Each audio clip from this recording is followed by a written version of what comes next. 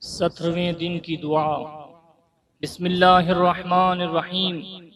اے معبود، آج کے دن مجھے نیک عمل بجا لانے کی ہدایت دے اور اس میں میری حاجتیں اور خواہشیں پوری فرما۔ اے وہ جو ان کا سوال کرنے اور ان کی تشریح کا محتاج نہیں، اے ان باتوں کے جاننے والے جو اہل عالم کے سینوں میں ہیں، رحمت نازل فرما محمد صلی اللہ علیہ وآلہ اور ان کی پاک پاکیزہ آل پر۔ بسم اللہ الرحمن الرحیم۔